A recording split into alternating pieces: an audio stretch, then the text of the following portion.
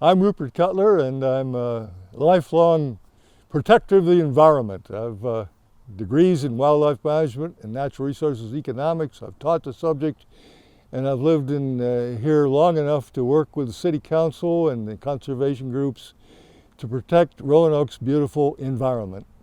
Now, I moved here in 1990 to become the number 2 at Explore Park. Bern Ewart, the former city manager, had become Explore project director, and he came up to Washington, D.C., where I was the president, chief executive officer of a national group called Defenders of Wildlife. I'd worked in Washington for about 30 years, and I was willing to leave that crowded environment for the uncrowded joys of the Roanoke Valley. So I accepted his offer and moved down to Roanoke, and then a few months later, Bern left the project and I became the director of Explore Park. So I was Explore Park director for about 7 years, and then founded the Western Virginia Land Trust, and then finally realized it was time to retire. And that's about 20 years ago, so time goes by. I was on Roanoke City Council for 6 years. I was elected in 2002 and served for 4 years, and then dropped off, and because my wife was ill, and then there was a vacancy on council, and they reappointed me to council for 2 more years in 2008 to 2010. So, city council. I was on the founding board of the Western Virginia Water Authority when we created that, combining the city and county water utilities. And I've been a president of the Kiwanis Club of Roanoke for 30 years. I've been a member for 30 years, president for 1. Governors Warner and Kane appointed me to the Board of Trustees of the Virginia Outdoors Foundation that holds conservation easements and open space across the Commonwealth. Active in the Bird Club and the Native Plant Society, and very particularly the Sons of the American Revolution, Fincastle Resolutions chapter. A fellow by the name of John Bradshaw, that a lot of people know around here, and I were the co-chairs of a committee that built a permanent memorial to Colonel William Preston, who was a founder of Botetourt County, out by the current Botetourt County Administration building at Greenfield.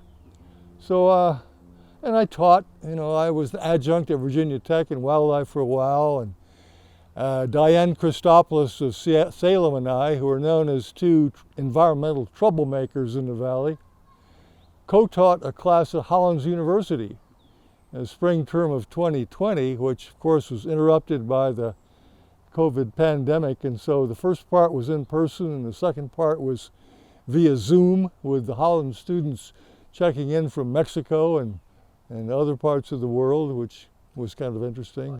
How special is this greenway to you in particular? Oh, I just love it. I'm so glad that the city acquired it and put a greenway along it. I was involved with Valley Beautiful Foundation. A fellow by the name of Kit Kaiser was utilities director of the city back then, and Kit Kaiser came and spoke to the Valley Beautiful Foundation probably about 1996, 97, and he was telling us about the plan to put a interceptor sewer along the river from one end of the city to the other. And I said, "Excuse me, Kit, but are you buying the surface rights as well as the subsurface rights for the pipe?" And he said, "Why should we do that?" Well, some of us had been to other communities that had greenway trails along their rivers. We said, well, why not? Because it could be a really nice trail. So the movement for the greenway system began. And Lucy Ellett and Barbara Lemon and Charlie Blankenship, and a lot of us got together and convinced the city councils of Roanoke and Salem and the council of town of Vinton and county board in Roanoke County to form a commission and to pool their money on a pro rata basis based on the population of each of those units to support a position called Greenway Coordinator. And the regional commission provided an office, and a woman by the name of Elizabeth Belcher. Liz Belcher was hired to be coordinator. She was a former Forest Service employee, and she remains the Greenway coordinator today. And so long as when she retires. Yeah. Well, she's just fantastic, and she's done it. I mean, her job was to make sure that Roanoke City didn't build a greenway up to Salem on one side of the river, and Salem didn't build it on the other side of the river, and say, "Oops, we missed each other." You're on Lick Run, and Lick Run starts a little farther up here toward the Valley View Mall, and up beyond Valley View Mall, up near Villa Heights, I guess. And it dumps into Tinker Creek, which dumps into the Roanoke River. It's a beautiful little stream, and I've walked along the greenway along Lick Run probably, I think, hundreds of times, because 16 years ago now, my late wife Gladys, and I sold our typical 3-bedroom home in South Roanoke on Upper Jefferson Street, and moved to a condominium in Ed Walker's first downtown project at 204 South Jefferson, the old Colonial Arms building, and bought the fourth floor. And so here I was downtown, and being a bird watcher and a hiker, I took to the Lick Run Greenway. Back when I was really agile, I'd walk from the condo to Valley View Mall and back, and then I started shortening my walk by starting at Wells Avenue, and then later on starting at Burrell in Washington Park, and then walking through this beautiful site here in Brown Robertson Park, and up to Valley View Mall. And it's rarely crowded. I've never seen it crowded. Neighbors walking to and from stores and home, people on bicycles, joggers. But it's beautifully wooded. It's along the stream. It's through a very nice old, kind of a semi-old growth forest. And so you get quite a variety of birds. And of course I've seen deer and foxes and rabbits and other wildlife out here. But I have seen 94 species of birds along Lick Run Greenway over the years. And some of them, well, right behind us where we're sitting, there was a colony of yellow-crowned night herons. It's a pretty interesting bird. And I used to see them grazing out here in this grass and wading around in the creek back here. And so the yellow-crowned night herons were pretty cool, along with the great blue herons and the green herons. And to the bird watchers watching, I saw a bittern, American bittern out here, which was pretty unusual. The Cooper's hawks nest in here and prey on the smaller birds. A lot of woodpeckers. I'd say that the birds I always see are catbirds, Carolina wrens, towhees, downy woodpeckers, red-bellied woodpeckers, chickadees. That's a start. One thing that's kind of negative about ecological succession, if I may use a technical term, is right on the other side of 10th Street, there's a little wetland. In fact, there's an interpretive sign that says this is a wetland and this is the importance of wetland to wildlife. Well, what happens over time, inevitably, as Leon Wetzenfeld knows so well as an ecologist, is that wetlands fill in.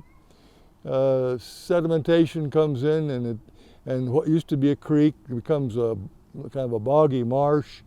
And then first thing you know, it's becoming drier, it's becoming less wet. And so it becomes less attractive to birds and other wildlife. And I've thought to myself, maybe we should deepen this place and create a little pond and add, recreate the biological diversity that was along the creek. But it's a real asset to the city of Roanoke and the region. Unfortunately, like a lot of urban creeks, it's in a pipe under parking lots and so forth, and much of its length. But the history of Lick Run is particularly interesting. Lower down, of course, near Burrell and Orange Avenue, across from Gainsborough Avenue, Lower Washington Park for, I guess, decades was an open burning refuse dump. It was, this is Northwest Roanoke, and Northwest Roanoke wasn't treated very well back in the day. And so people, I guess, just took their trash there and threw it on the fire, and so it was a real mess for a long time. Eventually, the city got around to recognizing that that wasn't such a hot idea in terms of solid waste management, and put in a pipe, a culvert. It starts right down here and runs under Lower Washington Park and comes out in a little wetland that Leanne and other Stormwater Division people worked on a few years ago, right across from the Gainsboro YMCA. They restored the sinuosity, the curves to the little creek, and knocked down the eroding banks and planted riparian vegetation. And it's a swell little place, but it's very short, from the end of the pipe under Washington Park to Orange Avenue. And there it goes under Orange Avenue and then comes up in a stone-walled kind of trench between Orange Avenue and Wells Avenue, the Hotel Roanoke. And then down it goes again and comes out over by the Norfolk Southern Shops. But so anyway, first thing that happened was that, thank goodness, they filled in over the culvert over that old burning landfill and created Washington Park, which is now beautifully maintained as a ballpark and a greenway, and so it's quite handsome. But right here where we're sitting in Brown Robertson Park, there was a tragedy associated with the 1985 flood. And it was associated and created by the fact that I told you about the pipe that runs under Washington Park. Well, that culvert, I don't know, 6 or 8 feet in diameter or whatever it is, and you can walk down and see it right down here, has a limited capacity. And the 1985 flood dumped rain here for hours on end, and the flow, the volume of the water exceeded the capacity of that pipe. And so it served as a dam, and it backed water up over this area, which used to be a residential neighborhood. Houses, streets right in here. And Mrs. Brown and Mrs. Robertson didn't get out fast enough, and they were drowned.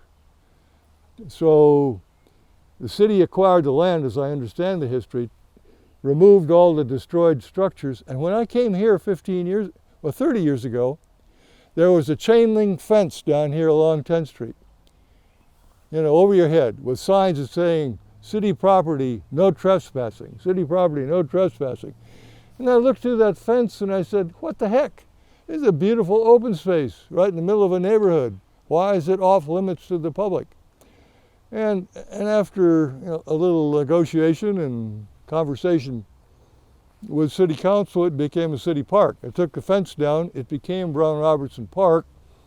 The city got a grant from the state and the Land and Water Conservation Fund to put in a nice playground. And then the next thing we know, here comes Lick Run Greenway.